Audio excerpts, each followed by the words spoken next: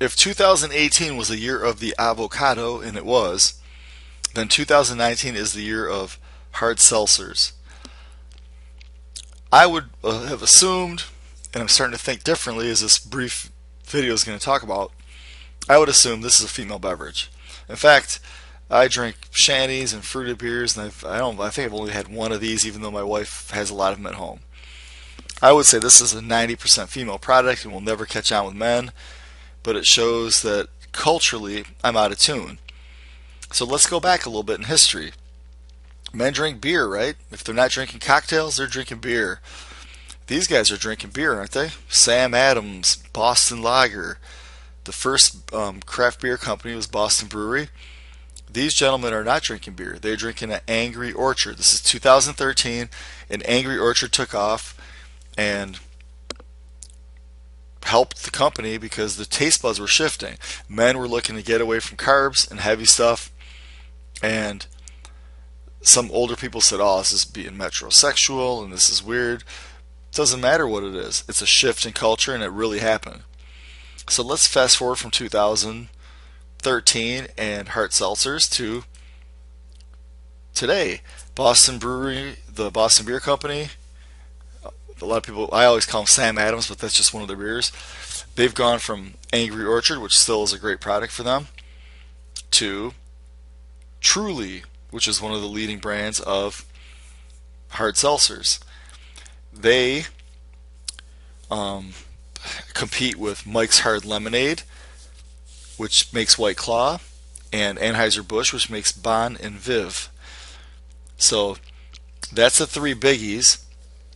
I'm thinking, still a female product. Guys would make fun of you if you had a hard lemonade, but that's my age group, and my age group is older, and they're not even beer drinkers anymore. So who's the true customer at Kroger or Meijer or Aldi, Walmart? That are buying these products are younger, and they don't think like I do.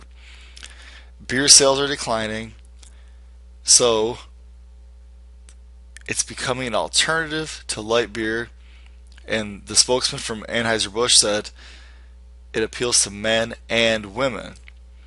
Okay, so now let's talk price point. Truly, Bon and Viv, and White Claw, kind of expensive. They don't look expensive, but they're small cans. They're sold mostly in 12 packs.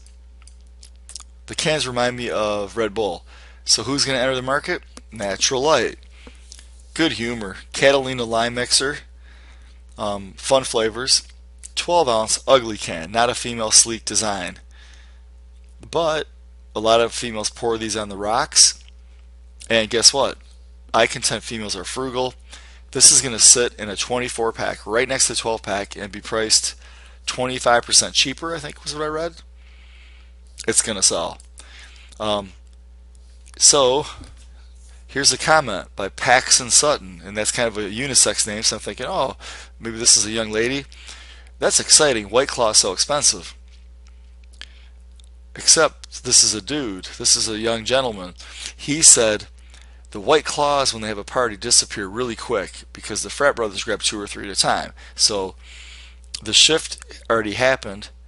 Guys have switched from beer to spiked cider, so I shouldn't be surprised that the shift has already happened to hard seltzers.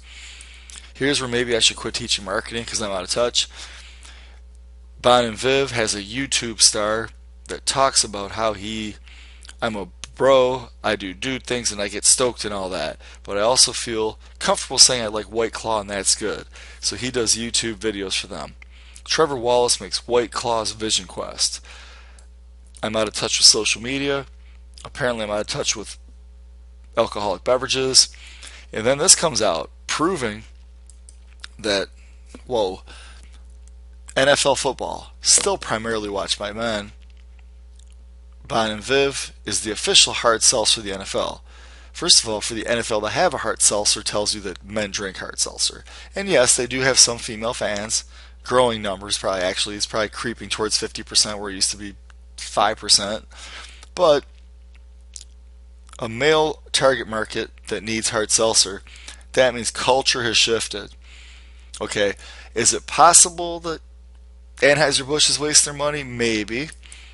Why does this guy, Matt Stafford, make $30 million dollars or whatever the heck they're paying him?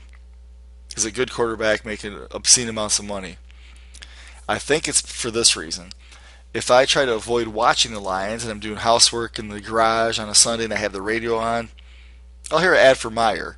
And being someone who's interested in marketing, I'll say, come on, Meijer's target market is females. They're not listening to Lions on the radio. It may be on TV in the house and the whole family may be sort of looking at it. But why is Meijer advertising on a football radio broadcast? Maybe it's because you guys stream everything on Netflix. The only place left to advertise is pro sports, live sports, college sports. So they're doing it incorrectly, but Matt Stafford benefits. They get paid a ton.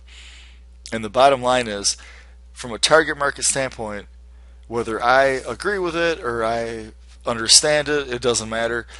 Hard seltzer appeals to female demographics and male demographics on the younger side. And when you go younger, you got less money, and the lower price point is going to be interesting to follow. And like anything in capitalism, if it sells, you're going to see more and more brands infiltrating the market. So Anheuser-Busch in a way is real smart. They'll have a little bit higher price point, Bon and Viv, to compete with White Claw and Truly, and then they're going to have a lower one because perhaps this will also reach down to your natural light beer drinkers of a lower income, more rural areas, and older. So culture changes. People don't drink beer forever. They go to hard ciders and to seltzer water. So culture is always evolving.